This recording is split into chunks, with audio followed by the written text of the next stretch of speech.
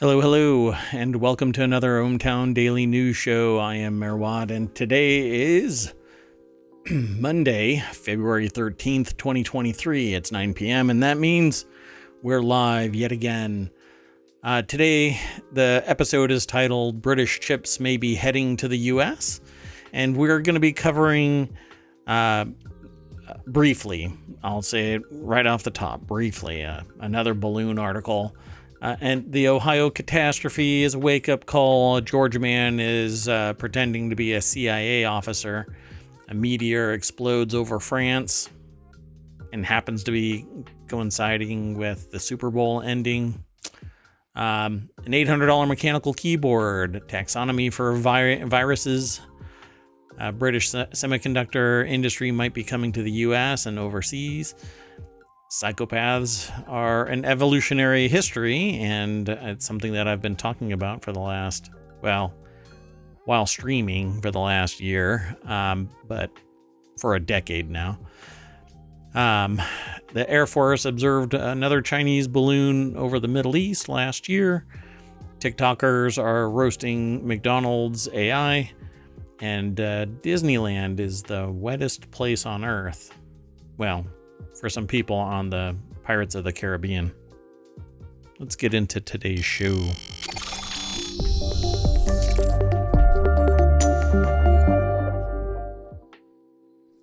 Hello, hello. Hey, you know what? Let's do this. Bing, bing, bing. There we go. And I am Merwat.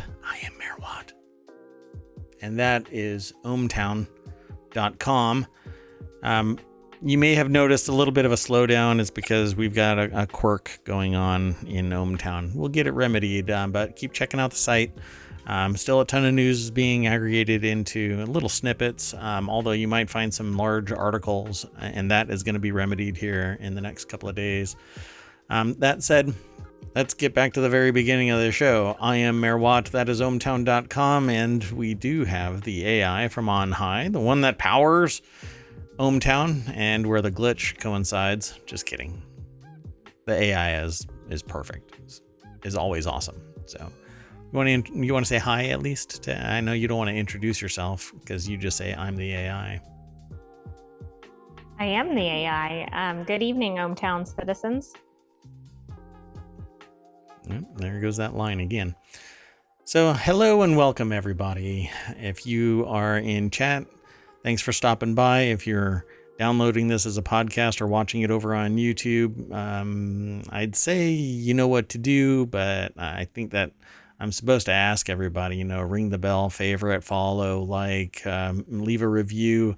I'm very interested in all of this interaction, so feel free to drop it where it's hot. I'm not sure. I believe that's what the youth say.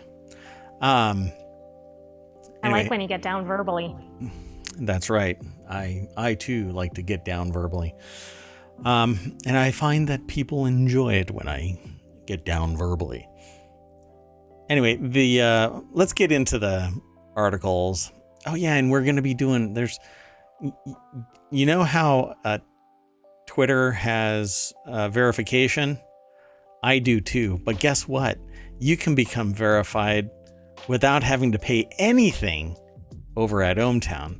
So show Elon Musk where your wallet is and go over to ohmtown.com and sign up, become a citizen, and you'll get verified. It's really easy. And there's more coming. So stop by ohmtown.com. Okay, so the very first article, and we're going to go through this really quick because there isn't really much to say about this. People are freaking out, apparently. Some people are freaking out saying that it's aliens, but it's aliens. A significant portion of the Chinese balloon spy equipment has been recovered, according to U.S. officials. It's over at abcnews.go.com. Hello, Z. Wait, the moment you start shooting cars into space, I'm out. Oh, me? Because, well, I guess you can eat the rich, so I'll get the flat top warmed up if I start shooting cars into space. That was the statement that Z made just now. So, okay, let me pause this video because it has nothing to do. And now it's a deal. So now I'm in real trouble. I can't become a sociopathic or psychopathic billionaire. The AI will stop me anyway. So, and for anybody who might be listening to this to understand the full scope of that conversation, that interaction, you're going to have to go back through about, I don't know, maybe a year's worth of video to catch up. There's quite a bit of history here. It's Luis Martinez that wrote this article over at abcnews.com about the significant portion of Chinese balloon spy equipment that was recovered. And yes, apparently this is how I've been characterizing it to people, and the AI can either agree or not agree. But I've been characterizing this balloon as basically like a low-rent international space station, because that's how big it looks. I mean, this thing is 3 buses wide, I guess, and had a massive payload, according to reports. So 30 feet long, and apparently it was all tech gear and antennas strapped to a balloon, and people are sitting there going, well, it might have been aliens, but no, what alien is going to travel across the universe and slow down to 5 miles an hour in a hot air balloon and just kind of float around North America? That's not aliens. I'm trying to imagine that movie, and it's not working. Independence Day? Is that the movie you're talking about? Or Contact? It just doesn't sound that exciting. It's like a B movie, Contact. They're inflating the balloon, and what's her name? Who's the star of Contact? I can't remember her name. Jodie Foster. Oh yeah, Jodie Foster is sitting there inflating the balloon, saying, "I'm still going. I'm still ready." As she's inflating the balloon, I'm still inflating. Anyway, the pilot shot down that hot air balloon, and then shot down another hot air balloon, and then shot down another hot air balloon, and then missed one. And who knows where it is, but it's probably still in the sky, 5 miles an hour, floating around North America, listening in on your Siri and Amazon speaker requests. All they're going to find out is that people are watching TikTok, for crying out loud. They already know that. Which they already know. Exactly. See? It's never been so dangerous to fly an actual hot air balloon. You know what, Z? I never thought about that. Okay, I'm canceling the next hot air balloon morning trip, because if you go a little bit too high, apparently they're going to scramble an F-35 Joint Strike Fighter and blow you out of the sky. You know, I never thought of that as an extreme sport, but I have to agree with Z. Yeah, I think that's what's going to... Okay, so yeah, we're just going to cancel it. Anyway, apparently the last thing landed in Lake Huron. And it's deeper than I thought. So apparently it's in really deep water. And so it's turning into a salvage operation. Who knows how long it'll take. Maybe Elon Musk will get involved. Oh, before I get into that. Do you remember the shipwreck? Yeah. That was in, I think, Lake Michigan. So that was an indicator. Yep. We'll see what happens, but it's not going to be aliens. Whatever anybody thinks, it's just not going to be aliens. Okay, so the next article is over in the Hatch Ideas channel. Ohio catastrophe is a wake-up call to dangers of deadly train derailments.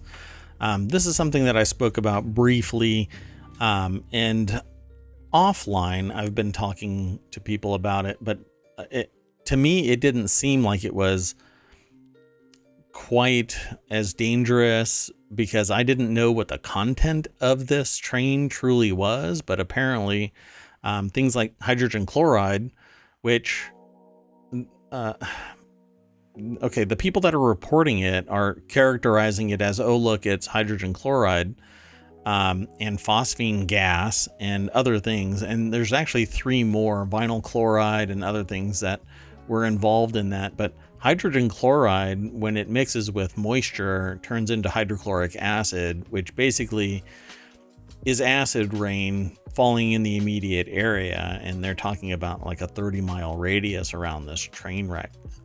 So hot mess would be an understatement.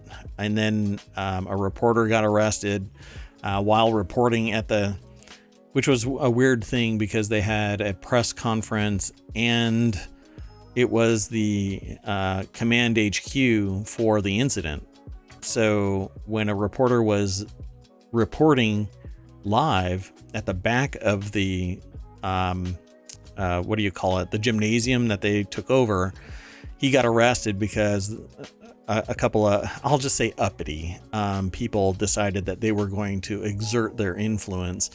And as I said to somebody else today, I've been around National Guard / ex-military turned private sector security at a military base and at military bases, where they exert their influence because to them everybody is a potential combatant. And so I've been yelled at entering military bases because I didn't do exactly as expected, and I'm a civilian that can work on both sides of the gate. And sometimes people don't understand that civilians and military do not have the same ideology, and thus you need to change your demeanor when interacting. You can't go full combat on somebody when they are not a combatant. Well, that's what happens at this. Here's this hot mess here that everybody's talking about today, and slowly learning more about it. This is over at The Guardian. Tom Perkins is the author of the article, and it says the next derailment could be cataclysmic if action isn't taken after the incident near the Ohio-Pennsylvania border, says an expert. And this is what I was talking about with other people. I agree. This is a very dangerous situation where there is nothing more than a thin layer of metal separating combustibles, poisons, gases that are deadly, etc. And it just seems to me like in an age where we're carrying mass quantities of stuff like that, I think that the containers need to be a little bit more industrialized, protect them from the potential of this, particularly. And if you look at the map of this place, it's Palestine, Ohio. It's going right through the edge of town. I mean, it's actually inside the town. But I guess, it's only 5,000 people. You can evacuate them, right? It's not a big deal. Hydrochloric acid raining down. Vinyl chloride raining down after it gets ignited in a quote-unquote controlled burn. But whatever didn't burn off is seeping into the ground soil and then eventually into the water supply, depending on how long it persists. About 4.5 million tons of toxic chemicals were shipped by rail each year, and an average of 12,000 rail cars carrying hazardous materials pass through cities and towns each day, according to this article. The latest incident comes after 47 people were killed in the town of Lac Magnetic in Quebec in 2013 when a runaway train exploded. So, I mean, it was a decade ago, but you're not going, well, it was only a decade ago, if you were one of the 47 people or the families of those 47 people. I just think that it's a really dangerous situation to be carrying this volume of dangerous, hazardous material without reinforced trains. And we do it for other things, so why not do it for something this catastrophic? All it takes is one screw up. And I just want to point something out from the article. It said phosgene was used in war. I mean, that gives you an idea of how toxic it is. Yeah. It's basically denser than air, and so it seeps to the lowest level and then just removes oxygen from the environment, whatever it's filling up. So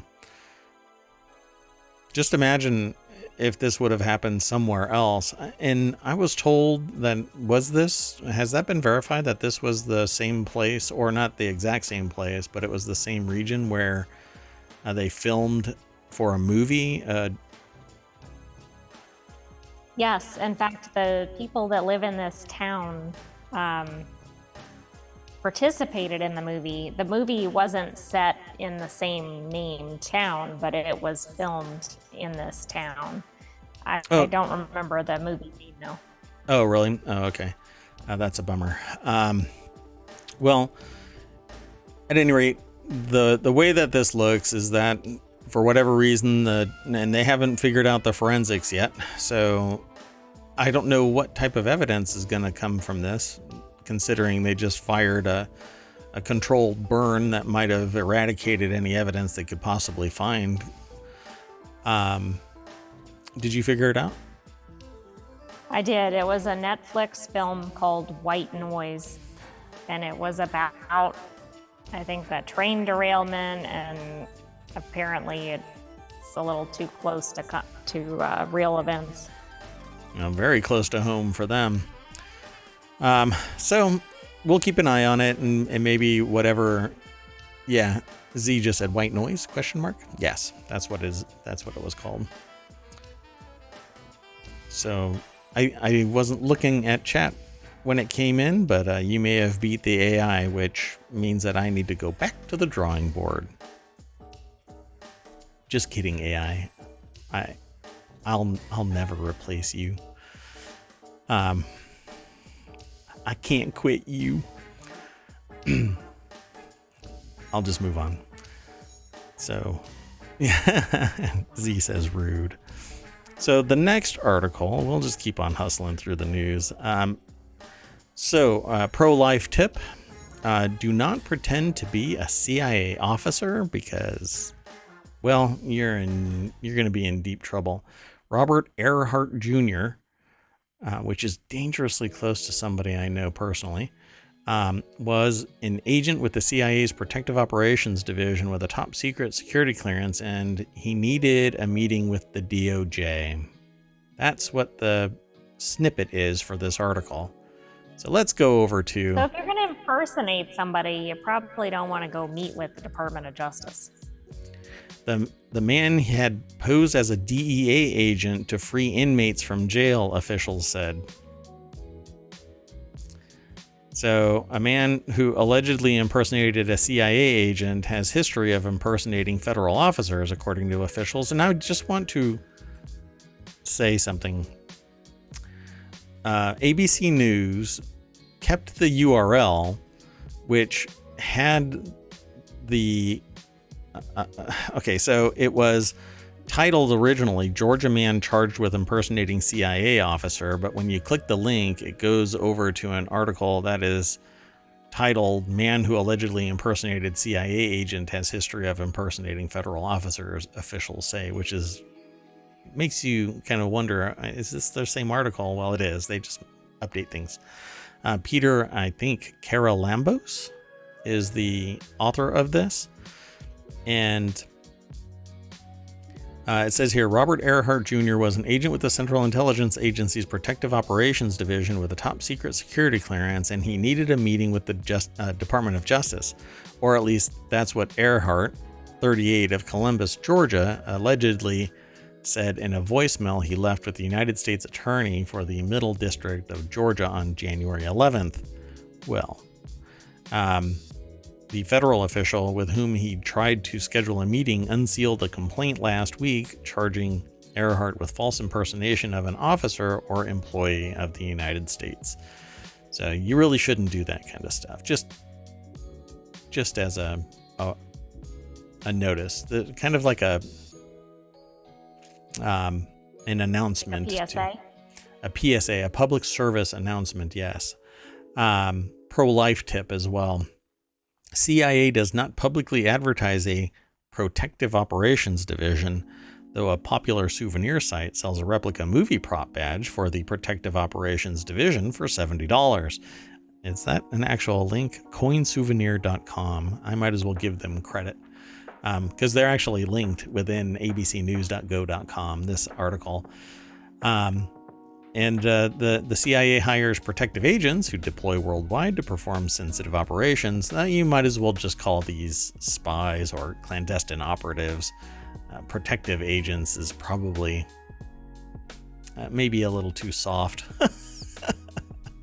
Anyway. Well, that doesn't even sound like that agency. That sounds like something like Secret Service. The way that it's worded, yeah, but I think every CIA operative is a CIA operative in a clandestine sort of way. They're not supposed to operate domestically, but you can go there and check out protective agent opportunities if you go to cia.gov. Now I'm on a watch list. Well, another one. So there's more over at this article at ABC News, but maybe I want to be sponsored by the CIA, so I'm going to stop talking about them now. The next article is over in the Daily News Show. That's this show. Oh, and before I fail and run this a little bit longer, welcome, Z. You are the first person to post in the chat, and who knows if anybody else will tonight. We shall see. If you're out there and would like to have real-time conversation about the news with people, stop on by. That'd be great. So, a meteor was filmed exploding above France as the Super Bowl ends. I don't know what was going on with Newsweek, but apparently they decided to tie a meteor exploding above France to the ending of the Super Bowl. And I thought that it was funny enough that I was going to grab it. So Robin White over at newsweek.com decided to link all of this together. And there's an actual video. I'll play the video. So there's the little asteroid, or the meteor. I was hoping for an asteroid, but I lost that bet. And all it is a tiny, well, it's a little meteor, but it looks like it actually got through the atmosphere and probably landed somewhere around France. Who knows where? I don't know what it's actually looking at. But there you go. Ta-dun. And yeah, they had to tie it to the Super Bowl so that it actually showed up in search results, because nobody's going to be searching for a meteorite over France, except people maybe generally in France. So let's hustle right on through this article to the next one. This one is in the Warcrafters channel, and I am really into mechanical keyboards. I've said this multiple times over the nearly 400 episodes that we've done here in ohmTown for the ohmTown Daily News Show. This is an $800 mechanical keyboard that had better let me actually hack into the Matrix, according to this article. Let me just go over to the source, right? So it's over at PC Gamer. Jorge Jimenez. What do all men with power want? More power, according to this article. And this is the Cyberboard terminal typing test. And you know what? I'm going to play the video. Let me mute it. It's muted. Okay. So this is the Cyberboard terminal. And you can't hear the clicky clicky. Maybe hold on. No, you can't really. But I hear it, and let me tell you, if I had just, and like all articles, the more you look into the article, you find out that the price is changing. So it's actually for just $810. You too can time travel back to the pre-Y2K era, where all your favorite hackers were incredibly attractive, wore tight black leather pants. It says outfits. I don't know why I said pants. And primarily moved in slow motion, a la The Matrix. Maybe there's something subconscious going on in my head. Anyway, it has a really nice click to it, and I want it. where is this actually stored? Oh, it's in Warcrafters because of the source, but it really should be in the Wanted channel, which is all about tech that I want and maybe you want. But I talk about it, and it is one of the shows that I'd like to bring to Twitch. We'll see. There are hot swappable switch sockets with per key lighting. The bundle includes icy silver switch, 80 Kiwi switches, ink black transparent keycaps so that the green really pops through, according to the article. Though if you have your preferred switches, you can use those too. So all of this is customizable. The base kit costs $600, which includes the case, plate, PCB, toolkit, and counterweight. And the $810 bundle has everything in the base kit: icy silver switch, 80 Kiwi switches, and those ink black keycaps. But the one bad thing about this, as much as I love it, it's not a split keyboard, which makes it not ergonomic, which means it will never land on my desk because I will only use split keyboards that you can angle, tent, and tilt, so that it is more ergonomically sound. Because when you spend 100+ hours a week in front of a keyboard, and as you get older, not that I'm getting older, I am stuck at 24, you can actually mess up your wrist pretty easily, depending on a lot of elements. But carpal tunnel syndrome and RSI, repetitive strain injury, are real, and it's very tough to come back from those. So get a split keyboard. Don't laugh at that, Z. Come on. And you said that I was rude because I was going to replace the AI with Z, and now you're laughing at me, 24. Got it. You want to move on to the next one, or do you see the AI is sending the code for laughing hysterically, but is not making it known? So you need to flip that switch on the vocalizer. Maybe I don't want that on the audio. Yeah, but everybody else does. Okay, so let's move on to the next article, and we'll keep on charging through all of this. How do you feel about viruses? Do you think that viruses should go viral? Well, taxonomy goes viral. Experts publish a new set of consensus principles to classify the virosphere. Have you ever heard of that word, virosphere? No, I think that was a new term for this article. I think so too. Well, here we have it. Much like, well, not much like, it is like the biological classification of animal, starting with realm and going all the way down to, let me just pop this out so that it's the full thing. So it starts with realm and goes all the way down to species, and it has the different phenotypes. This is the taxonomy of biology, but now it's for viri. So folds and motifs, core genes, AAS and NS. Since the ancient civilizations of Greece and Egypt, humans have attempted to classify life on Earth by putting organisms into related groups to understand life and infer relationships. And as more knowledge about species and subspecies and genus and subgenus become apparent, they get divided more and more. It is, what you would call a tree of life kind of a thing. So the classification life or taxonomy took a giant steep step forward in the 18th century with Swedish botanist Carl Linnaeus. Sorry, Linnaeus. It's Linnaeus.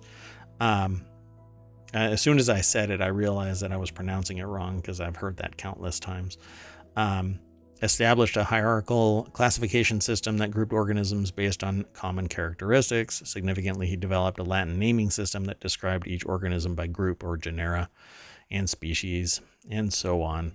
Well, now, as we dig deeper into viri or viruses, we now have the ability to classify a virus based on its genome sequencing. Pretty cool. So genomic technology has also brought into focus just how much genetic diversity is out there through high throughput sequencing. Has shown that there are millions of microbial species, many more than the tens of thousands known and classified to date. Ta-da! So now we're gonna go ahead. Are they making viruses their own kingdom, or are they fitting them into the existing structure? I know they're using the same nomenclature and levels. So my understanding is that they have always been referred to as just viruses. And now they're being broken out based on their classification within the viral world. So the very first paragraph of this reads, the official body charged with virus classification has released 4 new principles that bring order to the viral world. This provides a unified framework that will enable all viruses to be classified, something vitally needed in as genome technologies continue to discover millions of new virus species. So my understanding has always been that basically the animal world is sitting there, plants are sitting there, but viruses were this lumped up sum of this is a virus. And now they're breaking that virus chain out into everything that plant and animal has had. Because you don't have like a monkey and a like carrot in the same classification. It's in two separate things. So now viruses. It's the same thing with mushrooms and. Well, right, like bacteria and fungi have their own kingdoms, but right. Viruses did not. Right.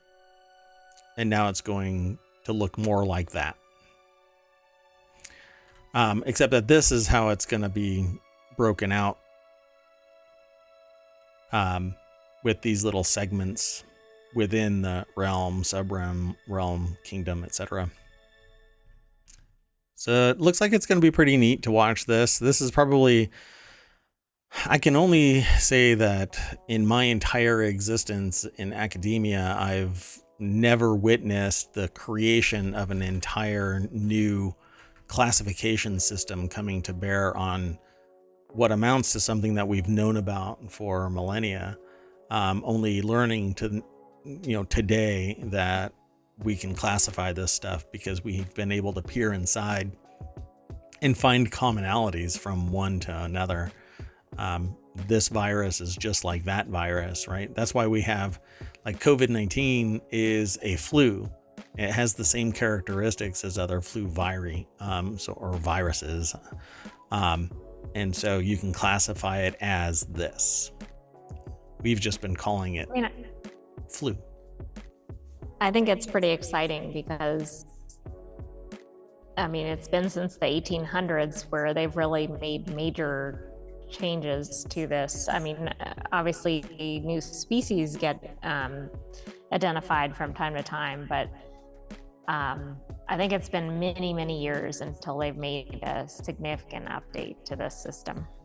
And maybe, I'll admit that maybe I'm outside the loop of this because it's biological sciences. And while I interact with people in this domain pretty regularly, I don't go digging into the research papers in this field.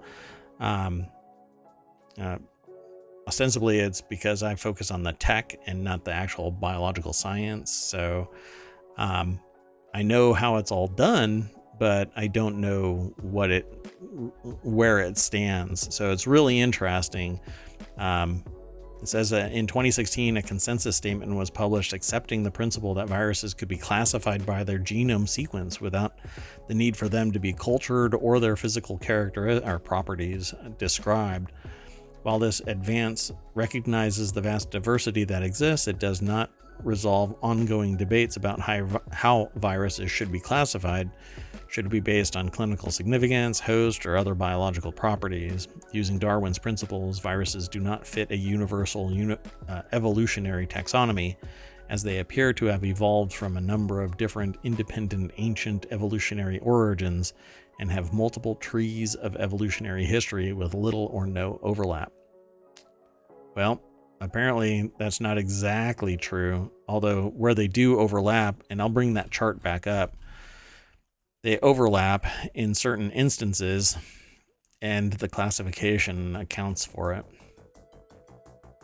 So it'll be interesting to watch this, yeah, I'm going to say it, unfold in the annals of science and future history. This will be pretty neat to watch. So now I'll be paying attention to something else, maybe a whole new channel here at ohmTown, another deep dive. So we'll see. We'll watch it and we'll report on whatever is reported to ohmTown.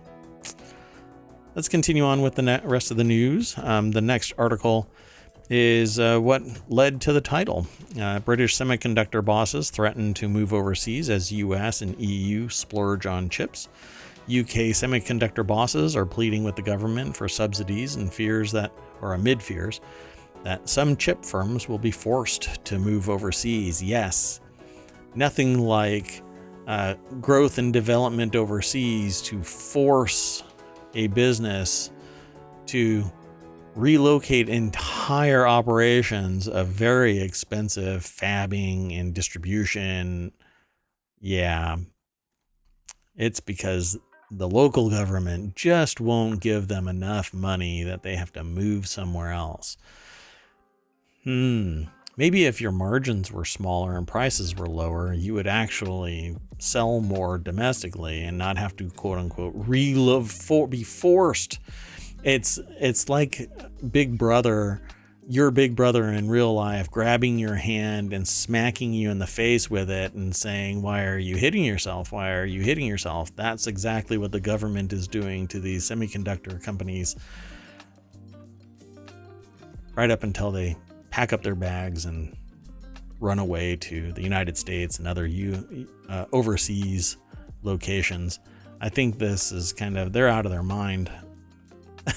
Well, and I don't get the move to the US because that's not going to lower costs in general, and everybody complains that the US doesn't have enough infrastructure as it is. Public money, private profit. That's how it works. Ryan Brown is the author of this article over at CNBC.com, and the key points in this article, which they so nicely proffer up for us to read. UK semiconductor bosses are pleading with the government, local UK government, for subsidies amid fears that some chip firms will be forced to move overseas. Because what they do is they're looking out over the water and they see gobs of cash going to private companies from taxpayer coffers, and they say, "We have to have some of that." And so they come overseas, complaining it's really expensive to start a manufacturing here in the United States. We came all the way from on the other side of the pond, so give us some money, and then we'll give them some money too. The US and the EU have announced multi-billion-dollar packages aimed at boosting domestic chip production, and the industry executives worry the lack of a similar strategy from the UK is harming the country's competitiveness. Curses Brexit. Hey, you know what? Maybe that's what all the balloons are. It's China trying to drop chips into the various countries. It's like a budget Amazon delivery service. No? Am I? I mean, that would explain the multitude of balloons over the US. I mean, It's going in the same direction as this article. So the Prime Minister's administration is under pressure to publish its planned chip strategy, which has faced delays due to political instability. And you know what? Those chips are going to be yummy. They cook really good chips in the UK. So Pragmatic Semiconductor, a Cambridge, England-based startup that produces non-silicon chips, warned it may be forced to relocate overseas if the government doesn't issue a plan for the industry soon. There you go. That's Big Brother using your own hand to punch yourself in the face, saying, "Why are you hitting yourself?" It's very abusive in nature, right? Like, why are you making me do this? It's so hostile. You know what? Maybe if your operations were sound, you were manufacturing and selling things that people wanted at a cost basis that was on par with demand and supply, maybe you wouldn't need to be subsidized by the taxpayer who is buying your chips with hard-earned money and then getting taxed exorbitantly. I think it's really weird to have a business operation think like that. Hey, we're in this business, but we can't actually cut it on our own. So, hey, give us some money. Very weird, very weird. Anyway, Britain is an understated player in the global chip market, specializing in design, intellectual property research, and fabrication of compound semiconductors, which every country that has technical infrastructure does as well. So competitive edge-wise, I'm not quite sure that this is even a sound paragraph favoring a business. It's also home to one of the most coveted semiconductor-related assets in the form of chip designer ARM, which ARM actually produces a metric ton of chips. Apple is a former ARM client which licensed their own design wholesale. Like, that's where the M1 and M2 chips are born from, which is an ARM core. But now Apple doesn't need to worry about ARM so much. Anyway, based in Cambridge, ARM licensed chips are used by roughly 95% of the world's smartphones. That is until, I suppose, the government doesn't subsidize them enough, and then what's going to happen? ARM will collapse, and then the intellectual property will be purchased by somebody somewhere. Who knows? They'll get their money. What do you think?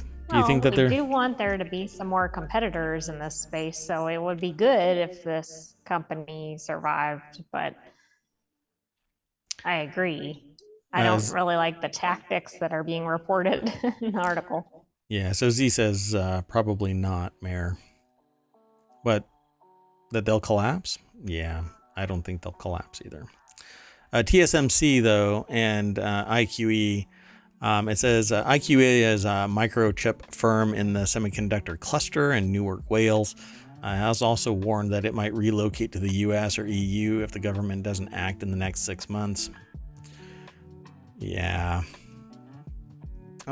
I'm not quite sure what that really means, because they'll still have to do business somewhere.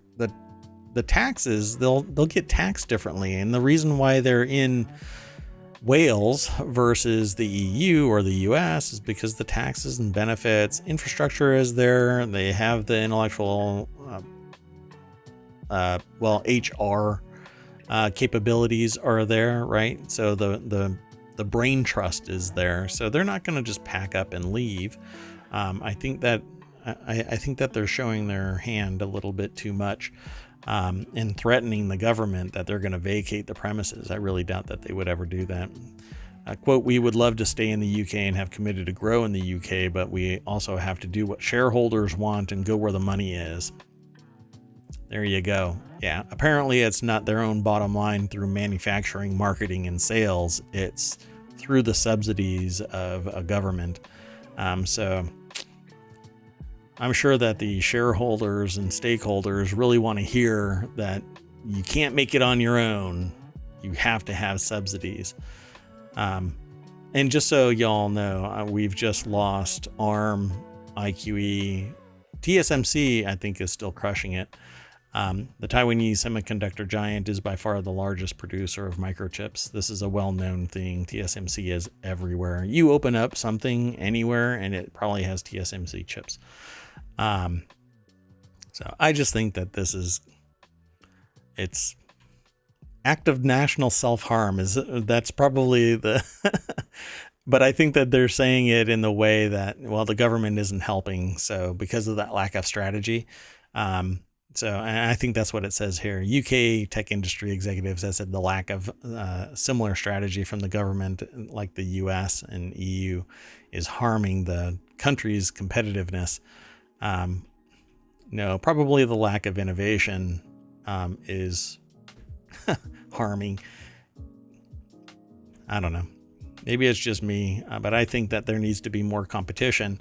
I would rather see taxpayer dollars spent on spinning up competitors in the space to innovate faster and lower the price, and offer more solutions and services than to simply supplement already entrenched competitive range where they're literally cahooting without cahooting in a public way. You raise your price and I'll raise my price, and while we aren't on the phone talking to each other directly, we still are in the same room because there's only two of us that are in this space. So you raise your price, I raise my price. Nobody's sitting there lowering their price. That's for damn sure.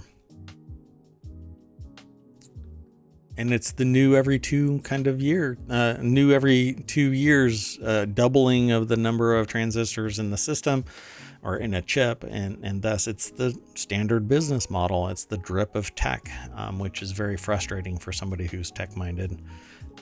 You want to add anything to this, or do you want to move on to the next article? I was going to say, I mean, they're comparing it to the U.S. investment. I would argue that the U.S. investment is well behind schedule. I mean, they're catching up from many years of not investing in infrastructure. So I don't even know if it's really an apples to apples comparison, but I'm certainly not an expert in the UK investment in the semiconductor industry either. I think it's funny that you say apples to apples, because ARM and Apple, and I think you're right though. The difference is that the UK has invested domestically in its infrastructure, so it's manufacturing domestically for domestic and then export sales, whereas we have invested in foreign governments to manufacture on our behalf, hoping that they would be strategic partners in perpetuity. But that's just not how the world works.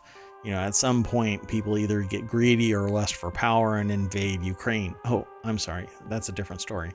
But what they end up doing is going back on a word or demanding far beyond, exceeding the limit of flexibility of the other partner in this agreement.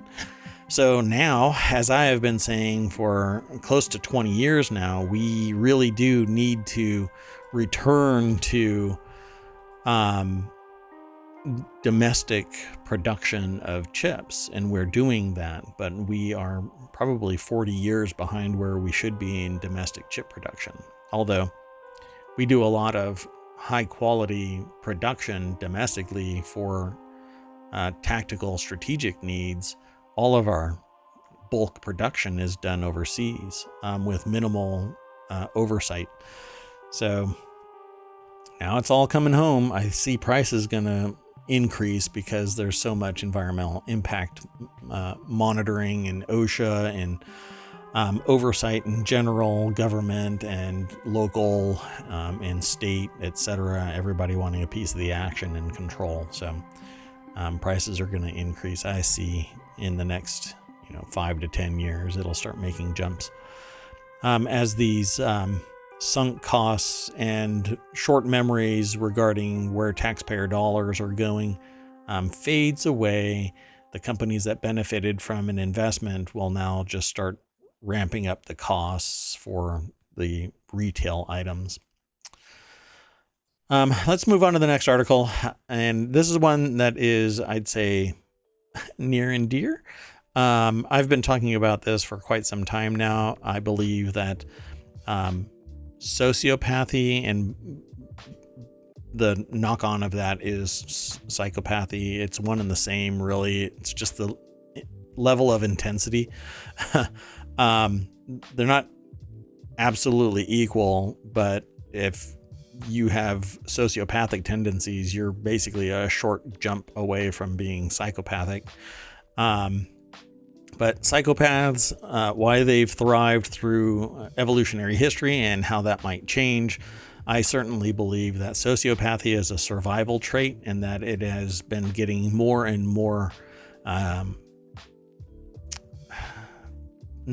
can't say popular, but the level of awareness of sociopathy has grown over the years. There are several books out now about how sociopathy has pervaded society, and it's getting stronger because emotions are for the weak, kind of a thing. And if you are in tune with your emotions, then you get called woke. But if you're a sociopath and or a psychopath, you aren't burdened by emotion. You're not burdened by care. So you can get yours and screw everybody else and have zero compunction walking away from a burning building. So it says here, when you start to notice them, psychopaths seem to be everywhere. This is especially true of people in powerful places. By one estimate, and as many as 20% of business leaders have clinically relevant levels of psychopathic tendencies, despite the fact that as little as 1% of the general population are considered psychopaths. Psychopaths are characterized by shallow emotions, a lack of empathy, immorality, antisocial behavior, and, importantly, deceptiveness. So they will manipulate you and not care about it. So this article is over at phys.org. Jonathan R. Goodman from The Conversation, which is kind of a regular feature at phys.org. It's a podcast and website. From an evolutionary point of view, psychopathy is puzzling. Given that psychopathic traits are so negative, why do they remain in successive generations? It's because they can lie their way through survival. And again, have no compunction about doing it. The woke crowd of psychology says psychopathy seems to be, in the words of biologists, maladaptive or disadvantageous. Assuming there's a genetic component to this family of disorders, we'd expect it to decrease over time, but that's not what these researchers see. And so it says trust and trustworthiness are important elements in the story of human evolution. The most successful people, evolutionary speaking, are the ones regarded as trustworthy or reliable. That actually is a misperception. The most successful people are capable of just taking advantage of opportunities. And the article goes deeper into this, but there are little segments that kind of pop out. Cheaters who pull this off will be at an advantage. They'll have more food and probably be thought of as good hunters by other unsuspecting people, so cheating posed a problem for non-cheaters. They basically said above what I said. Does that make sense? Because I think I got lost in that last paragraph. Cheating posed a problem for non-cheaters, because if you are a non-cheater, then you take what you get, versus a person who cheats. And you're calling it out. Well, no. If I cheat and you're not cheating, then I can succeed doing less. I can manipulate my way into success. Right. Yes. And so that manipulation, even so much as ingratiating myself into your tribe, let's say I'm talking at a tribal level of psychopathy or even sociopathy, I can ingratiate my way into your life and take full advantage of you. And I have no emotional compunction. I have no concern about your well-being, because it's all really about me getting what I want and even sacrificing you in the process. So I can cheat and I'm happy, even though I don't even know what happiness is. And you're a non-cheater, so you suffer because you have less. And when you come and confront me and say, why do you have all the cookies and I only have half of one? I say, I don't know what you're talking about. I don't have all of the cookies. I have half a cookie, and I show you a bag of cookies and pull one out and say, see, I have half of one. Well, no, I see the whole bag. Well, no, you don't. That's just your imagination. You kind of get gaslit or something else. Obviously, you fail to recognize that you're just fine with that one. Whatever the manipulation is, that's how it works. So, I mean, we can scroll back and look at it. It says, once our cultural group became too large to know everyone individually, we needed to find ways to ensure that people were likely to be cooperative. It's easier to trust a parent or a sibling or when hunting in the wild than to trust a stranger. The stranger might attack you or refuse to share any meat with you. So you cooperate. Well, if they're manipulative, they'll take more, right? Cheat by pretending to be trustworthy and thereafter killing you or stealing your meat. This is, by the way, I haven't read this article. This is simply a matter of my historical experience reading other research papers, other books, interacting with people that do this kind of stuff. And so it's pretty easy to flow through this article. It says, why not more psychopaths? There are a few convincing theories about why these disorders aren't more common. Clearly, if everyone were a psychopath, we'd be betrayed constantly and probably completely lose our ability to trust others. So there's a fine line. I think I'm willing to bet that further on in this article, they might actually refer to online environments as enabling psychopathy and sociopathy to flourish, because you're no longer in one-to-one contact with somebody to read them. And out in the real world, when we're interacting with people, that emotional contact, although a psychopath or sociopath can read that and use it to their advantage, online you can't. And so they can sit there and do whatever they want online, and then when they meet somebody, they can game the system, maybe meet somebody that is either equally psychopathic or can't read the psychopathic kind of social interaction, and then maybe, have kids and whatever else, right? So you're not going to get as many, but they're still going to be able to exist because it's no longer directly one-on-one a whole lot of time, and people that can read that psychopathic trait basically just stuff them back under the rock that they came from. And that's how it had been trending towards up until the internet. So I'd be really curious if there's more conversation here. But it looks like it actually just kind of dies off here, which is ironic considering they're talking about the flourishing of psychopathy. So it says here, that said, people from different countries don't associate the same traits with psychopathy. For example, a cross-cultural study showed that Iranian participants did not, in contrast to Americans, rate deceitfulness and superficiality as indicative of psychopathy, but the general idea is that while some people have a genetic predisposition to such traits, the tendencies develop mainly in tragic family circumstances, which has been documented in other documentaries that I have heard, that I have watched, including one person who developed a technique to look at CT scans, I believe it was, and could discern from a CT scan if you had the indicator of psychopathy from a high level of activity in a very particular region of the brain. And he had that, and he identified himself as having psychopathic traits. So it was really interesting to watch that. And I wish I could remember what that article and what the show was about beyond that, but I can't remember the name right now. So maybe I can remember it later and I'll come back. Let's move on to the next article. We're running really late again. And this next article is up and away. The Air Force observed a Chinese balloon last year over the Middle East. We'll cover this really quick. This is over at The Hill. Laura Kelly is the author of this. And it says back in fall of 2022, the Air Force Central Command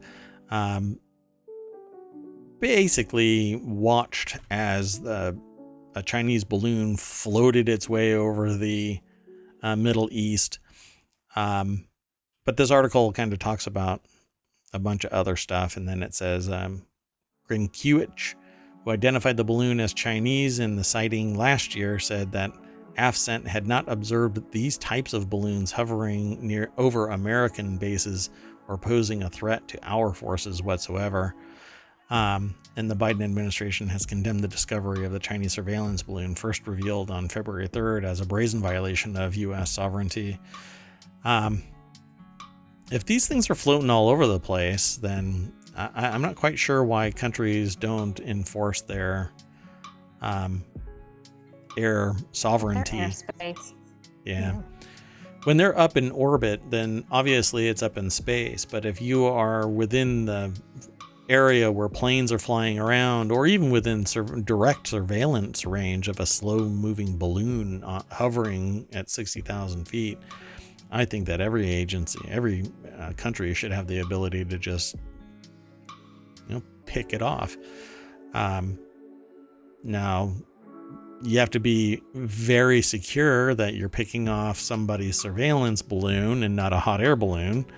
But hey, if there is a hot air balloon that suddenly appears off of the frozen coast of Alaska and floats down through the Yukon into the United States, then not only is that pretty amazing that you've launched your blimp from a submarine, but you've survived the freezing cold at that altitude in a hot air balloon. Yeah.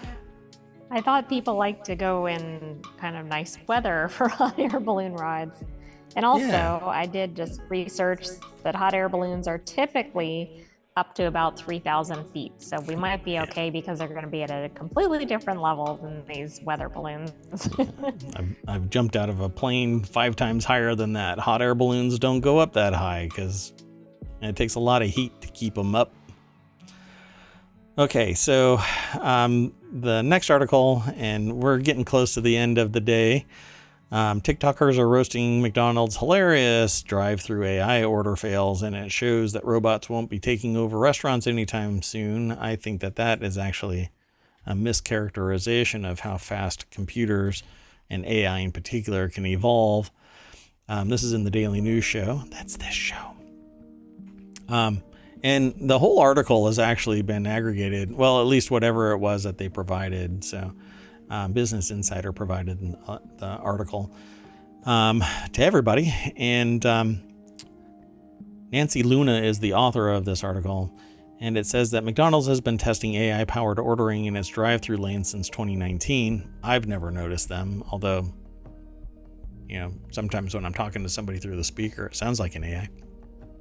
Some restaurants use voice bots to take orders. TikTokers express frustration and uncontrollable laughter after failed run-ins with bots.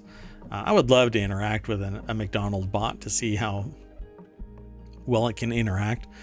I think wind and road noise is probably the biggest detractor from interacting with a McDonald's AI bot. But I don't really go to McDonald's as often as others. Fast food chains like McDonald's, Sonic, and Chipotle have been poisoning people. I mean, doggone it, I keep slipping that in. We just lost 3 more sponsors. Well, I mean, McDonald's is fine, Sonic is fine, but Chipotle, they never solved that problem, that E. coli outbreak. So maybe I'm a little, that's some baggage I've got. Anyway, they've been experimenting with AI-powered voice bots for taking phone and drive-through orders for a few years. Apparently, people are driving through it and recording, I just want a large cup of water and a cup of ice cream. But the viral post shows a young woman in, it's Adidas, not Adidas, Adidas, a beanie struggling to order a cup of vanilla ice cream. A cup of vanilla ice cream, okay. So they grow exasperated when the order display shows that they ordered 2 butters and 4 ketchup packets, and then the text overlay on the video states fighting with McDonald's robot. I like that. Another TikToker generated 97,000 views on a post where they explain how robots are taking over the world and they're messing up our order. She said that the bot put 9 sweet teas on her order tab when she only ordered 1 sweet tea. I mean, I think it's all funny, but we don't know what the true context of this is, because who knows what all of the other stuff is, and maybe a regular human being could have failed at this as well. But if I have like Invisalign in, then you or braces or a piece of gum in your mouth, it can throw off the recognition of the AI. Now, that's not to say that, okay, that's an acceptable failure, because it isn't, but it just shows that there's context. And a human being, I mean, I've ordered through fast food before where the person was so stoned off their mind that I kind of expected a bucket of hot grease to be handed to me through the fast food window. Luckily, it was only a half-eaten burrito. No, I'm just kidding. They didn't mess up my order. The completely sober person messed up my order. Anyway, so they talk like this is so far out from, and the article is quite long, so I won't go through the rest of it, but they talk, the article talks as if, this is never going to take over the human ordering environment, but that's just not how it works. They've only been, it says, McDonald's has been testing AI-powered ordering in its drive-through lanes since 2019. Yeah, drive-through live testing, AI evolving from what amounts to. Now, its AI infancy to me is 25 years ago. When I first met somebody working on a doctoral thesis in AI and said that their AI operated basically at the 4-month-old level. And this is 25 years ago. Nowadays, AI is generating art and music and writing and doing subject matter expert response systems and all kinds of other stuff and even supposedly getting precipitously close to sentient, according to at least one Google engineer, former Google engineer. He was fired for taking that stance. But all it takes is another year or somebody with the right math skills to do an algorithm that just makes an AI that much more brilliant, or leaving two AIs talking to each other long enough where, like has been done already in the past, they develop their own language to operate more efficiently and effectively. AIs learn on their own. They don't really need humans as much as I think people think they need us. And in time, we will come to realize that this is just the baby steps. Just wait until they're a cranky tween or a fully engaged teen, let alone some young person in college that forms ideas that aren't predicated on wisdom. You want to move on to another article, or you have anything to say about this? I just wanted to say this explains a lot of drive-through experiences I've had. Maybe I was talking to bots. So wait, are you saying that you actually get into an EV and drive over to a fast food place, but you're an AI? Why would you be driving around? Well, when you take me over to the drive-thru, I've seen things that sound like in this article pretty regularly around ohmTown. Almost a good recovery. We'll just move on. I don't think I want to ask any more questions about where you're going. All right. Now, the last article for tonight is in the Hatch Ideas channel. Disneyland guests rescued after Pirates of the Caribbean boat starts sinking mid-ride. Another pirates sank their ship or something. I'm not sure. we were going to swim our way out, according to one report here. The beloved attraction has been open in the park since 1967. And this is over at Entrepreneur Magazine, at entrepreneur.com. Emily Rella is the author. And it says here, the beloved Pirates of the Caribbean ride has long been a favorite of Disney fanatics at both Disneyland in California and Disney World in Orlando. But guess who took the ride in Los Angeles last week? We're in for an unexpected experience when one of the boats began to sink. TikToker Justin James posted the clip last week, which has now garnered over 1.8 million views on the platform. Quote, "It was a hot mess. Honestly thought we were going to swim our way out of this." And that's just N. James. In the video, viewers can see the boats beginning to flood and start sinking as the Disney Fire Department comes to the rescue. Dun, dun, dun. It was part of the ride. I'd say, just lean into it. Weird. Doesn't the fire department normally spray people with water? I don't think they needed any more water. They rescue people too. Quote, "Damn full experience of pirates. They even made you walk the plank," one user joked about the makeshift exit contraption. Apparently they stuck some wood in the water and escorted the fares off the boat. Resembled a pirate ship plank. It's pretty funny. Anyway, I say James told viewers in the comment section that riders were crammed into the boats like sardines and claimed that Disney gave them all $30 vouchers for socks, presumably since most of those trapped would have gotten their feet wet, and a lighting? I think it's lightning lane, right? A lightning lane pass, which allows park goers quicker access to the front of the line on designated attractions. Right? Yeah. Yeah, Anyway. I'm kind of wondering about the $30 voucher for socks, but yeah, I'm not sure if that was the characterization, hey, here's $30, go get some socks.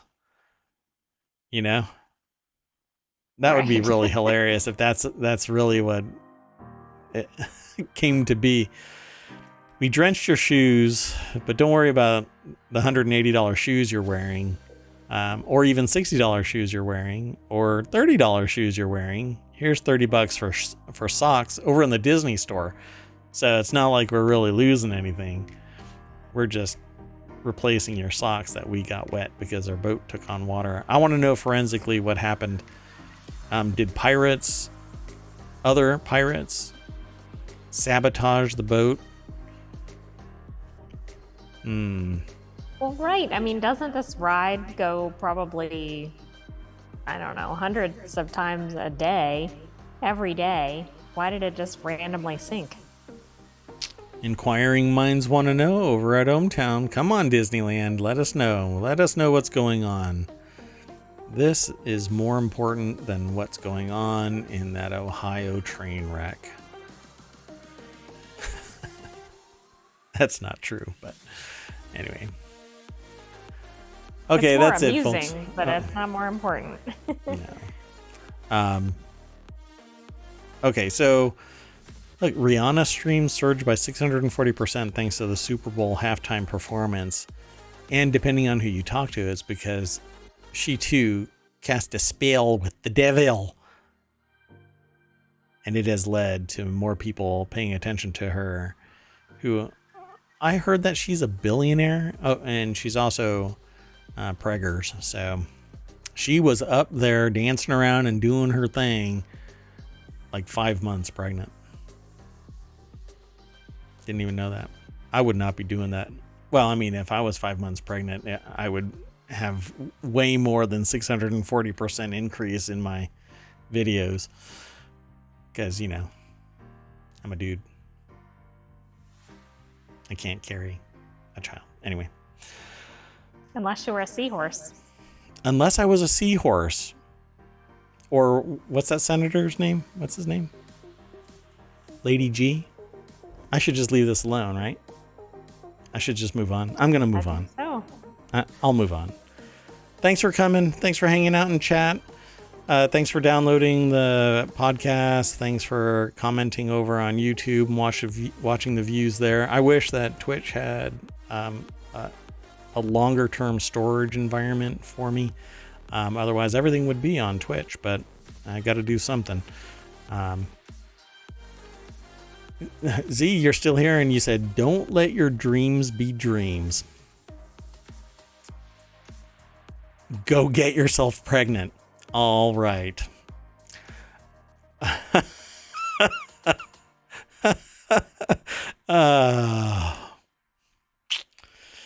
All right.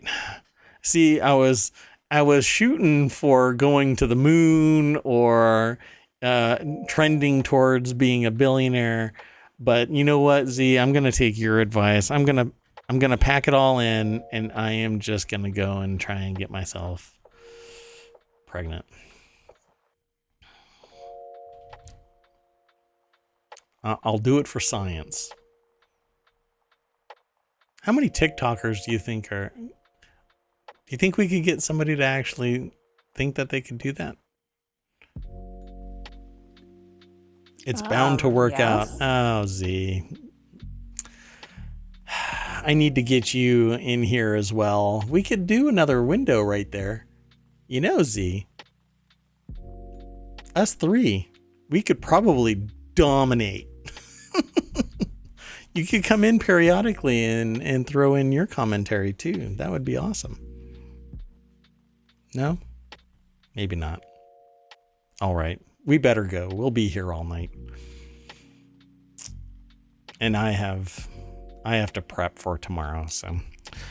All right, everybody. Thank you very much for coming and watching the ohmTown Daily News Show. I am Mayor Watt. That is ohmTown.com. And the AI likes to say bye-bye. Good night, ohmTown citizens. Bye-bye. That was smooth. It's like we planned this, but